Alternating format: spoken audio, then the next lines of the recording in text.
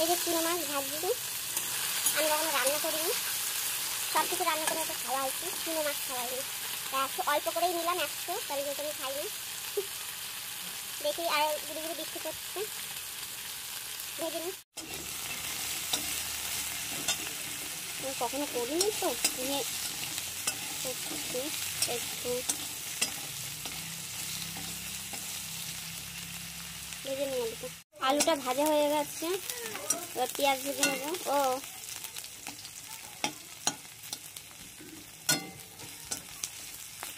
সামান্য একটু নুন দিচ্ছি, নরম হয়ে যাবে তাড়াতাড়ি। হয়ে গেছে আমার পেঁয়াজ ভাজা, ওতে দেবো আদা। এখানে আদা, রসুন, কাঁচা লঙ্কা, গোটা জিরে, পেঁয়াজ বাটা।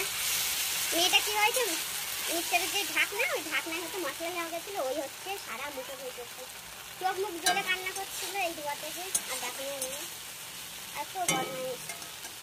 একটু লাল লঙ্কার গুঁড়ো দিয়ে দিচ্ছি, সামান্য একটু কালারের জন্য। মেয়েকে স্নান করাবো, ওইদিকে ভাত বসিয়েছি। এতে নুন দিয়ে দিলাম, হলুদ, নুন হলুদ দিয়ে দিলাম মশলাটাকে। মশলা ভালো করে কষিয়ে নিয়েছিলাম, আলুটা দিয়ে দিয়েছি, দেখাইনি আর। এদিকে হচ্ছে বৃষ্টি পড়ছে, আমার ঘরেতে নিয়ে জল পড়ে, যে ঘরে থাকি। তার মধ্যে মেয়েটাকে স্নান করালাম, বললাম না লঙ্কা হাত দিয়েছিল, সাবান দিয়ে সারা গায়ের পায়ে মুখে মেখেছি। খাও না খাও। ওইদিকে তো রান্না করছি, এদিকে বৃষ্টি পড়ছে। ওই একটা উপর দিয়ে পড়ছে। আর বড়মাশাইকে বললাম অন্যদিকে একটা ঘর দেখো, ও বাড়ির ধারেই থাকতে হবে, কিন্তু এই দেয়াল বেয়ে জলটা জানো না, এটা আমি ঠেকানো যায়, এই আবার মুছতে হয়, মুছে রাখো।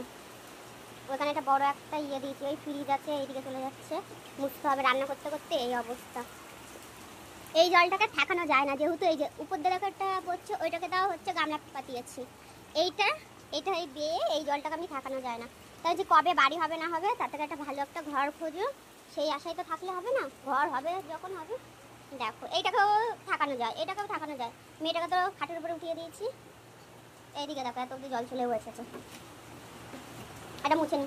এই যে ভালো করে কষিয়ে নিয়েছি, এবার দেবো জল। সামান্য একটু চিনি দিয়ে দিলাম, স্বাদ।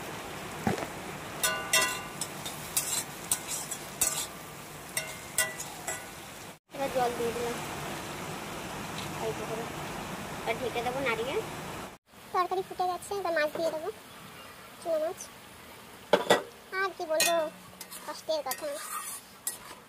বৃষ্টিতে এমন একটা ভাড়া বাড়িতে থাকছে, সে ঘর কবে হবে জানি না। আমি বরকে বললাম অন্যদিকে ঘর দেখি চলো, কেন এই বাচ্চা নিয়ে থাকা হয়, কেমন কষ্ট হয় সে আমি জানি। মানে আমরা ভাড়া ছিলাম, আর মার মানে যখন বাপের বাড়ি থাকতে, হ্যাঁ এত কষ্ট করিনি, বৃষ্টির জল টল এত মানে ঘরে। আর সব থেকে ভয় মেয়েটাকে নিয়ে, ঠান্ডা, আর সম্ভব ঘরে এত জিনিস নষ্ট হয়ে যায় না।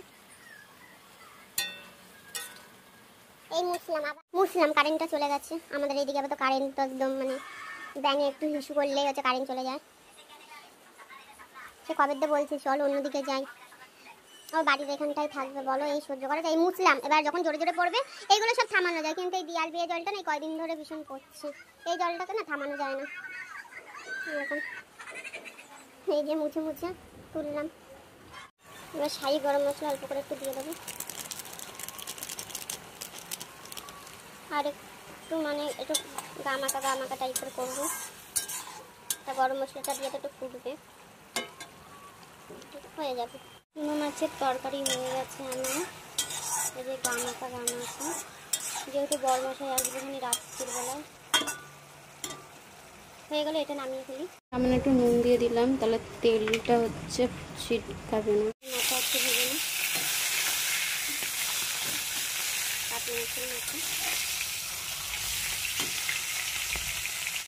মাছের মাথা ভাজা হয়ে গেছিলো, সেই তেলে আলু ভাজছি। ওই তেলে দিয়ে দেবো পেঁয়াজ, সামান্য একটু নুন দিয়ে দেবো, তাড়াতাড়ি নরমটা হয়ে ভাজা হয়ে যাবে। এবার মশলা দিয়ে দেবো,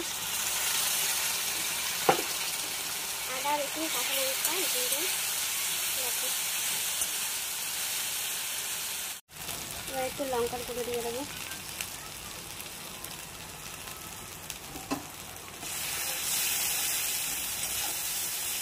হয়ে গেছে, আলু দিয়ে দেবো। ভেজে রেখেছি, নুন দিয়ে দিচ্ছি অল্প একটু, হলুদ দিলাম,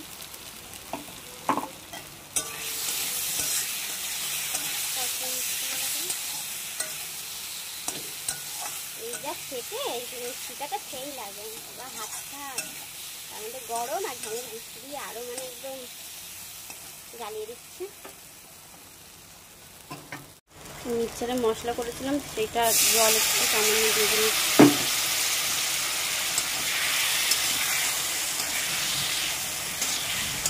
যত কষালে তত হচ্ছে তরকারি ভালো হয়, মানে মশলা দিয়ে করলে।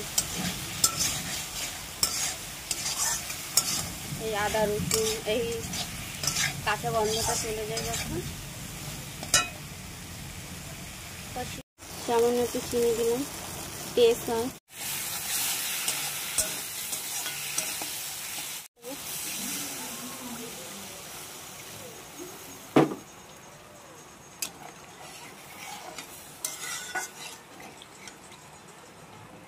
ঢেকে দেবো।